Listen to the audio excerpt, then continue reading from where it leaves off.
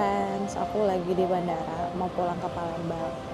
I don't have friends to talk with here, so I just want to talk with all of you guys, but I don't really have a topic to talk about. And ya, aku baru ingat kalau misalnya kemarin ada Q&A yang solo trip to Japan yang belum aku answer, yang belum aku jawab. Aku jawab sini aja karena aku sampai di bandara 2 jam dari jam flight. Jadi yaudah, nanti akan aku jawab satu persatu. Oke, yang paling sering ditanyain itu adalah pertanyaan pertama itu aku pergi sama siapa. Dari judulnya saja udah tahu ya, solo trip. So, ya the answer is aku pergi sendirian. Terus pertanyaan selanjutnya, menggunakan travel agent apa? Aku tidak menggunakan travel agent manapun karena ini adalah do it yourself solo trip.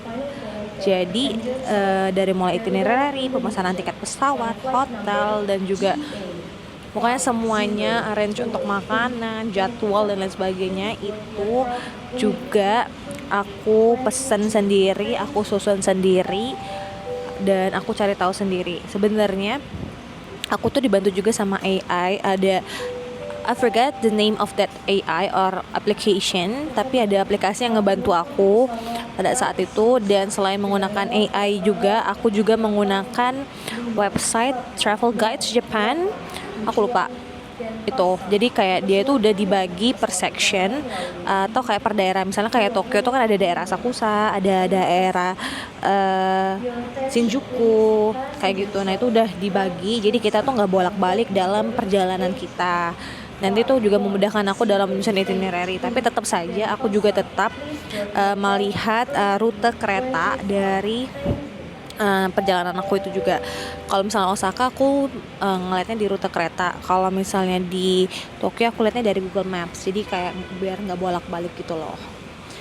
Karena ya sebenarnya itu dekat ya. Cuma kayak tetap aja supaya menghemat waktu. Terus pertanyaan selanjutnya, pemesanan tiket pesawat, hotel, dan juga kayak tiket-tiket atraksi itu aku pesan di mana? Kalau untuk tiket pesawat itu cek aja di Skyscanner. Sebenarnya untuk tiket pesawat dan hotel aku cek di Skyscanner. Nanti mereka akan mengarahkan di website apa atau di aplikasi apa yang lebih murah untuk pembelian tiket atau untuk hotelnya. Nah, tapi aku waktu untuk beli tiket, jadi aku tuh beli tiket pulang dulu baru beli tiket pergi guys. Karena untuk tiket perginya tuh aku kayak masih, apakah aku harus membeli tiket atau apakah aku harus menggunakan maskapai yang mendapatkan bagasi atau tidak. Itu kalau untuk pulang aku udah fix harus beli bagasi soalnya kan. Dan alhamdulillah dapatnya tuh murah di maskapainya. Awalnya tuh kayak dia udah naik tuh di Traveloka, di Skyscanner juga udah naik. Terus waktu itu rezekinya itu aku tuh tiba-tiba ya udah kita buka aja websitenya, dan di websitenya tuh murah banget.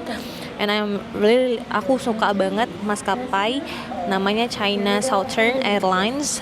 Dia dapat makanan dan ada makanan Muslim friendly. Agak TMI.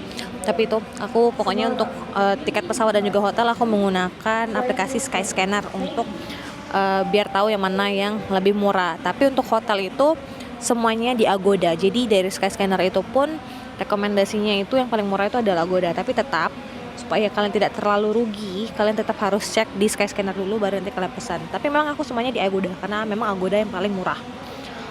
Kalau untuk yang atraksi, misalnya ke Osaka aku mau main ke Umeda Sky Building dan lain sebagainya, itu aku belinya itu di Klook sama di Agoda. Itu aku kalau di Osaka aku pakai Osaka Amazing Pass. Pokoknya kalian cari aja di TikTok, itu banyak nanti dikasih tahu hack-hacknya.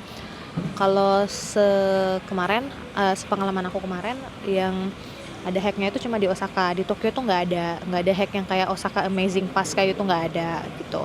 Dan semua tiket atraksinya aku belinya di Agoda dan juga di Klook.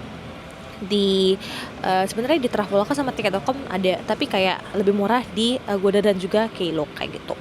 Nanti kalau aku pribadi aku tetap cek semua platform travel agent supaya dapat yang murah. Oke, pertanyaan selanjutnya itu tips sholat selama di Jepang. Nah, sebagai muslim itu sebenarnya aku menganggap kita itu ada yang namanya privilege, yaitu dengan menjamak sholat. Karena kita memang posisinya musafir ya guys. Kalau untuk subuh ya di hotel gitu. Kalau misalnya untuk zuhur dan asar itu aku pribadi itu mengutamakan untuk melaksanakan dulu di zuhur, karena itu kan negara non muslim ya guys, jadi kayak kalau bisa diutamakan dulu di zuhur supaya tenang asarnya untuk jamak, dan asar maksudnya itu jamak takdim gitu ya, jangan jamak takhir. Tapi memang ada beberapa juga aku memang harus jamak takhir karena memang posisinya itu aku tidak menemukan tempat sholat gitu di situ, karena memang sholatnya itu biasanya itu di restoran halal, tapi nggak semua restoran halal juga punya tempat sholat gitu, jadi kita tidak bisa expect banyak. Aku bahkan pernah itu di Kamakura itu, jadi dia kayak toilet tapi berbayar, tapi itu bukan toilet gitu kayak bagus banget. Aku nggak videoin karena kayak nggak boleh di videoin. Jadi dia kayak ada di depannya tuh powder room, jadi aku numpang di tempat powder roomnya. Nah itu terus berapa kali juga keadaan darurat, kayak aku nggak nemu tempat sholat lagi, kan itu bukan tempat atau bukan negara yang banyak musola kayak gitu kan. Jadi aku sholatnya itu di ruang laktasi, jadi ruang laktasinya tuh bagus, jadi kalian cari aja ruang laktasi, biasanya tuh di mall itu ada. Dan biasanya kenapa di mall, karena hampir setiap stasiun itu nempel dengan mall, jadi kalian cari aja ruang laktasi, itu ruang laktasinya pada bagus dan bersih gitu. Dan aku juga bawa mukena sendiri yang ada sejadah kecilnya kayak gitu, jadi ya kayak gitu, jadi bisa digunakan lah tips ini menurut aku. Tapi aku juga pernah, karena hotel aku di Osaka itu bener-bener kayak 3 menit dari Dotonbori, itu aku pulang ke hotel karena pas itu aku jamaknya tuh jamak takhir di waktu asar, dan di waktu asar itu aku lagi main di Dotonbori, jadi aku pulang ke hotel kayak gitu. Oh iya, agak nyambung dengan tips sholat. Kalau untuk yang maghrib isya, tentu saja aku sholatnya di hotel, jamak takhir di waktu isya. Terus yang paling penting itu adalah wudhu. Nah wudhunya bagaimana gitu kan? Sebenarnya aku juga merasa kesulitan pada saat berwudhu karena kan nggak ada tempat wudhunya ya, kecuali kalau misalnya di memang musola yang di restoran halal tuh ada tempat wudhunya. Tapi kalau misalnya enggak, yang kayak tempat ya udah kita nyari tempat bersih aja gitu, itu kan nggak ada. Jadi kalau aku pribadi menyarankan teman-teman, ini sebenarnya tips umroh juga kayak gitu, jadi kita kayak bawa kayak spray kayak gitu, jadi kita bisa pakai spray itu nanti diisi ulang, nggak usah bawa bidet karena di Jepang itu nggak perlu bidet. Jadi bawa aja spray itu, nanti spray itu yang kalian gunakan untuk berwudu, terutama untuk bagian kaki. Kalau untuk bagian muka, mulut, hidung, telinga itu masih bisa pakai wastafel, tapi untuk kaki itu kalau bisa kalian bawa spray saja. Jadi supaya tidak, kan Jepang tuh bersih banget ya, jadi kalau misalnya kayak kita mengotori, aku pribadi kalau misalnya aku tidak sengaja mengotori, aku akan merasa sangat bersalah gitu. Jadi kalau bisa kalian bawa aja spray untuk berwudu. Kalau untuk bidet kalian nggak perlu, karena hampir semuanya 95% itu mereka menggunakan bidet, karena orang Jepang itu orang yang bersih. Oke? Nah, aku mau bahas keamanan juga di Jepang. Aku pribadi alhamdulillahnya aman banget di sana. Memang benar beberapa kali kayak ada cowok-cowok aneh itu, kan dia itu wilayah, maksudnya wilayah turisnya itu kayak taman atau kuil gitu, kayak diajak, kamu mau nggak keliling taman ini sama aku, kamu mau nggak keliling sama aku, kayak gitulah. Tapi memang ketika dibilang no, I don't want to go, aku bilang kayak gitu, no no no no gitu kan, kayak ya dia pergi gitu. Walaupun memang setelah itu juga aku tetap ya was-was, takutnya nanti diikutin anjir. Menurut, terus kayak kalau misalnya ada yang menawarkan kayak gitu, pasti setelah itu aku, kalau di taman itu kan pasti akan ada tempat-tempat sepi untuk misalnya melamun dan lain-lain. Aku pasti akan menghindari tempat-tempat sepi seperti itu, and I will make sure that I just go to a place that had a lot of people there. Ya pokoknya aku kayak gitulah kalau misalnya aku ditawarin. Tapi kalau misalnya kayak nggak ada, ya udah aku kayak melamun dan lain-lain tuh merasa sangat-sangat aman di sana. Bahkan ketika di Kyoto itu jam 7:30 atau jam 7 malam itu aja udah sepi banget, apalagi aku tuh pergi di autumn, dimana jam 7 itu udah kayak jam 9 malam di Indonesia, segelap itu. Dan mereka tuh memang gak ada lampu jalan untuk di perkomplekannya gitu. Sedangkan aku itu just tip itu selesai jam 12 malam, setengah 1 malam, dan jalan menuju hotel aku tuh kayak harus melewati komplek-komplek rumah orang Jepang kayak gitu, yang mana tuh gelap banget, nggak ada lampu, tapi ya aku tetap merasa secure di situ, entah kenapa. Malah aku tuh tidak merasa secure ketika aku di Tokyo. Aku lebih merasa secure ketika orang-orangnya sepi dibanding ketika orang-orangnya ramai.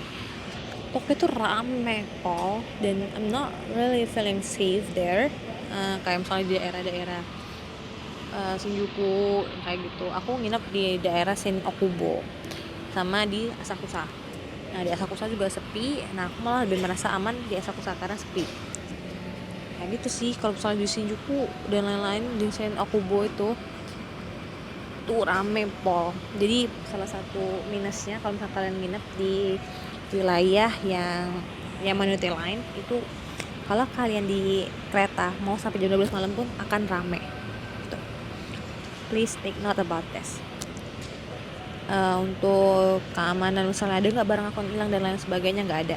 Jadi aku cuma hilang kacamata, dan itu karena keteliran aku sendiri, bukan karena diambil orang.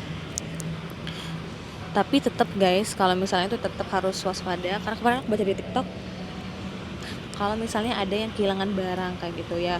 Karena apa? Karena kita tuh kan nginep di hotel yang isinya itu turis juga, bukan warga Jepang asli gitu. Jadi kita nggak tahu bagaimana orang-orang gitu kan, yang tergoda dengan misalnya kalian naruh kamera dan lain sebagainya secara sembarangan gitu. Jadi tetap secure barang kalian masing-masing, oke?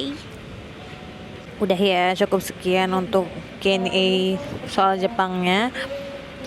Untuk perbudgetan nanti akan aku spill di video lainnya, tapi so far sepenghitungan kasar aku tuh 15 juta. Murah banget gak sih? Biasanya 20 tahu. Jadi tolong nonton video selanjutnya soal budget tuh Jepang. Bye bye.